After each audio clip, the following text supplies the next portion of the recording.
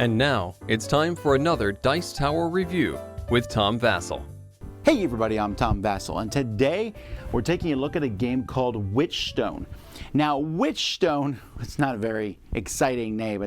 I believe that brewing things in a cauldron and being a witch and wizardry and stuff has become an incredibly generic theme at this point in time.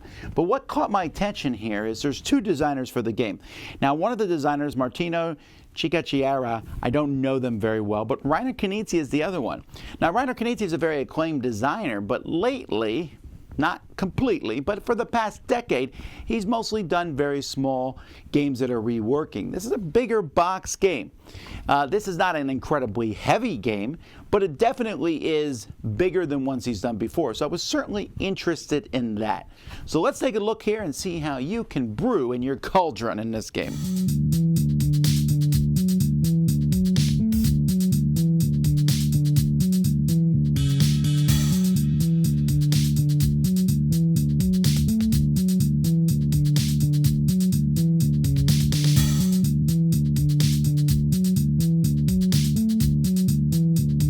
The game is going to revolve around each player having a cauldron.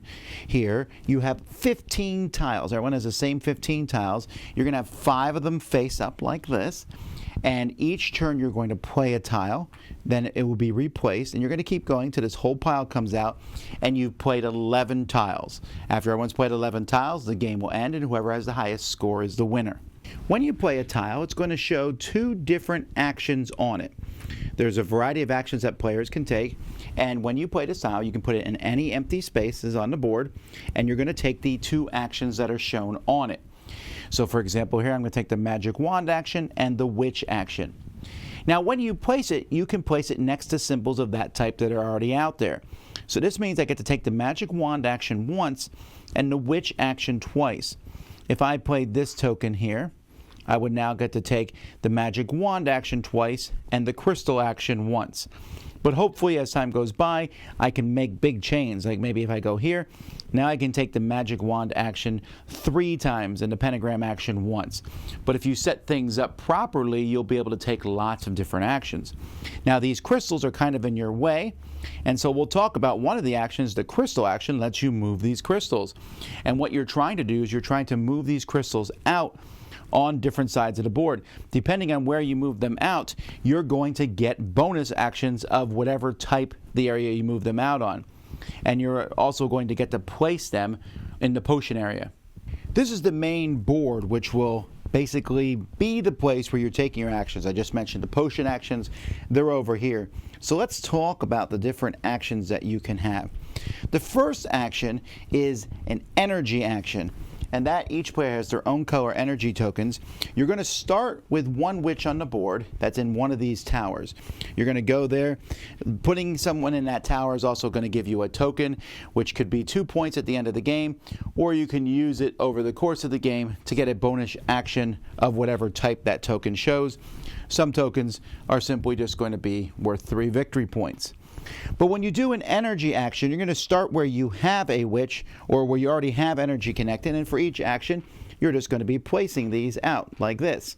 And then after you place them out, as you build these, when you finish a connection, you're going for a 1 energy connection, you get 1 point. For 2, you get 3 points, and for 3, you get 6 points. The second action is the witch actions. When you do that, you can place witches laying down like this at your tower. So I can start by putting them there, or for a witch action, remember you can have multiple actions, I can stand one up and move it along a string of connections. You can move along your own connections for free. So if, for example, I had a connection here, I could move a witch all the way over to here. You can also move on other people's connections, but if you do that, you have to pay an extra witch action to do that. So going here would be a witch action, and going up here would be another one. Once you go somewhere, you will stand your witch up at that spot, and the first witch to get there will get the token there. And I mentioned you can use these just like the ones you get when you start.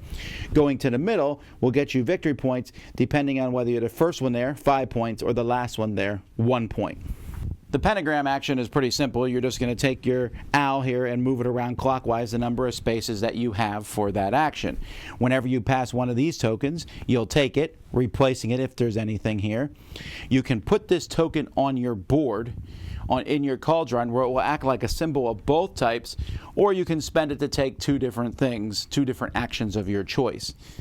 When you pass these tokens, you're going to get them. These are worth points at the end of the game. This one's worth 7, and it just goes down 6, 5, 4, 3, and then once you cross it at the end, you just get 2 points. I already mentioned moving the crystals off the board, giving you the action. Depending on where you moved it off, you're going to put it in that spot here where you will get like for example 2 crystal actions or 2 card actions or 2 pentagram actions. There will also be tokens here in these, and you can always put one down here to take those tokens instead. Each player has a black crystal that they can also somehow get off the board. It's in the middle of your cauldron, so it's harder, but when you put that there, you're going to get double the stuff. The magic wand action is very similar to the pentagram action, where you're going to be moving down this magic wand. It's just that as you move down, you're going to get bonus actions and you're going to get scoring. But if you're the first person to the bonus actions, you'll get them double. So for example, when you get here, you get 2 witch actions. But if I'm the first person there, I'm going to get 4. And then when I get to this spot here, I'm going to score a point for every witch that I have on the board. So the farther down this track, you get more points based on the other things that you've done. The scroll action is a little different than everything else in the sense that you get a scroll card here, but depending on how many scroll actions you played, you have a wider range to pick from. So if I only play 1 scroll action, I have to take this card. They keep sliding down. There are 2 main kinds of cards. There are cards that you can play in the future when you take an action. So if I take a crystal action in the future, I can play this to get 2 more. This one adds 1 to any action. And then the other ones, these are scoring at the end of the game if you accomplish something. So if, for example, I have different areas in my cauldron with the same symbol, 4 wands of the same symbol, I get 3 points. But if I have 6 wands of the same symbol next to each other, I'll get 6 points, and so on and so forth. As I said, the game ends when everyone has played 11 of their tiles in their cauldron. You're going to get points for the different purple tiles that you've collected. As I said, they're worth 2 points. Every time you put out a witch, you're going to get points. Connections will have given you points over the course of the game. Your scrolls that you've collected will possibly give you points as long as you've met the requirements on them. And the different chips that you've collected from the pentagram, all that's added to the points you got over the course of the game. Whoever has the most points is the winner. There's a lot of pieces in this game. I like the way that the cauldrons look. Putting everything in, you're looking at your own thing, putting the tiles in. The tiles fit in nicely. These little green things work. It's so similar to Ticket to Ride. There's going to be a lot of comparisons about that. But they work well, and yes, they did use red and green, so if you're colorblind in that regard, you're going to have a problem with the game. But I was okay with this. I mean, it's not like the game is super striking. It's a generic, magic-looking game here, right? But it's not bad.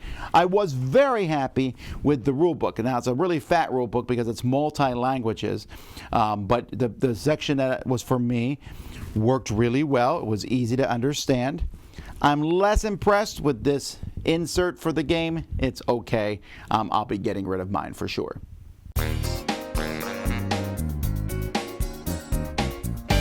Witchstone is a game that if you asked me who designed it, and without knowing, I would have said Stefan Feld, because it really feels like a point salad game in a sense. That all these actions you do give you points. But what's interesting is all the actions affect each other. In this game, you have 11 turns. You're placing 11 tiles. There's randomness to the tiles that you get, but you do eventually see every tile. So you're not going to play 4 of your 15 tiles, but you'll see all of them.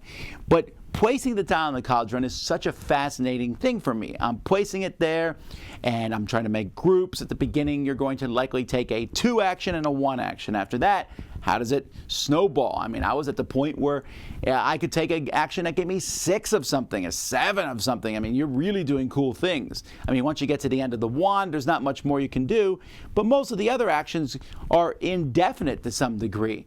And then those actions all interconnect. Moving down the wand scores for basically how well you've done in the other actions.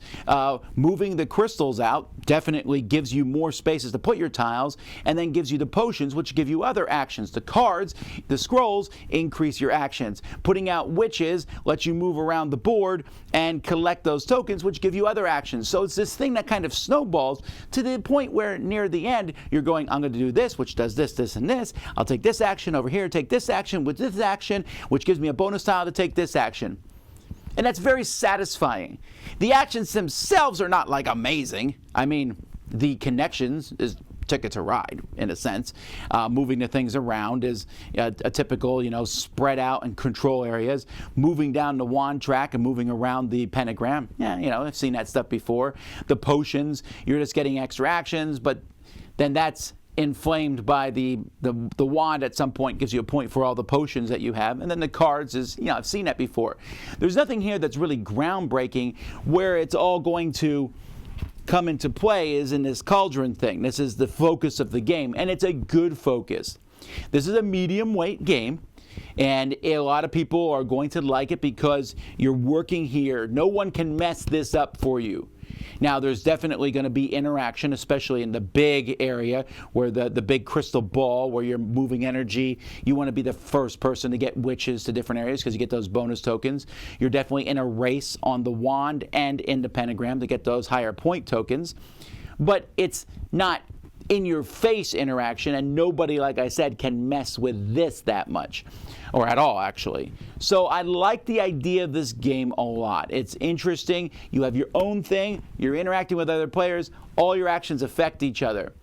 It's kind of weird because as I talk about this, I'm not going to say it's fresh and new, but it does feel streamlined and good. It feels like something I haven't played in a while. It feels as if I'm taking fun, entertaining actions. Yes, the theme is kind of whatever. I mean, who picked the extremely boring theme on this one? But I don't care. The mechanisms to me are entertaining and fun, and each time I play, I can pick a different path. The last game of this I played, I went heavy on the magic wand, and then another time I went heavy on the pentagram wheel, because those were the tiles I kind of got at the beginning, and I went focused on that way. But it's interesting to me to see those strategies and how they come together. It's a fun, enjoyable game. I think families will also have a good time with this one. It's not a difficult teach, so definitely one to check out. That's Witchstone. I'm Tom Vasel, and you've been watching the Dice Tower. Dice Tower Judgment approved.